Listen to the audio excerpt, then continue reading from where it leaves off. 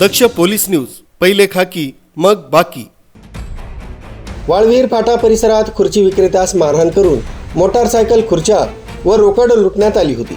पोलिसांनी तत्काळ 2 पथकं तयार करून आरोपींचा शोध घेत गुन्हा उघडकीस आणलाय।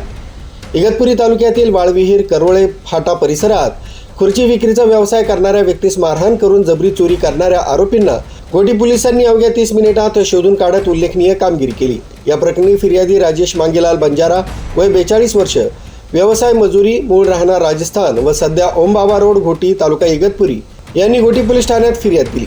फिर्यादीनुसार दिनांक 10 जून 2026 रोजी दुपारी 2 वाजण्याच्या सुमारास फिर्यादी हे प्लास्टिकच्या खुर्च्या विक्रीसाठी परिसरात फिरत होते। त्यावेळी वाळविहीर फाटा इथं उपस्थित असलेल्या 3 अज्ञात इसमांनी त्यांना "ओ खुर्चीवाले भैया" अशी हाक मारून जवळ बोलावलं। फिर्यादी जवळ गेल्यानंतर आरोपींनी संगनमत करून त्यांना पकडलं व लोखंडी गजानं मारहाण करून जखमी केलं। त्यानंतर बळजबरीनं फिर्यादींच्या ताब्यातील सुमारे 80,000 रुपये किमतीची हिरो होंडा डिलक्स मोटरसायकल, 8,800 रुपये किमतीच्या 11 प्लास्टिकच्या खुर्च्या तसंच 500 रुपये रोख रक्कम असा एकूण 89,300 रुपयांचा मुद्देमाल जबरदस्तीनं हिसकावून नेला। सदर घटनेबाबत घोटी पोलीस ठाण्यात भारतीय न्याय संहितेअंतर्गत गुन्हा दाखल करण्यात आलाय। गुन्ह्याचं गांभीर्य लक्षात घेऊन पोलीस निरीक्षक विजय शिंदे यांनी तत्काळ 2 स्वतंत्र पथकं तयार केली।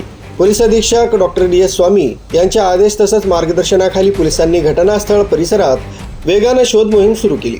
या कारवाईत पोलीस हवालदार सागर सौदागर, दीपक सांगळे, बाळासाहेब आहेर, श्रीकांत खैरे तसंच पोलीस कॉन्स्टेबल पोपट वाघ यांनी कसोशीनं तपास करून आरोपी तसंच मुद्देमालाचा शोध घेतला।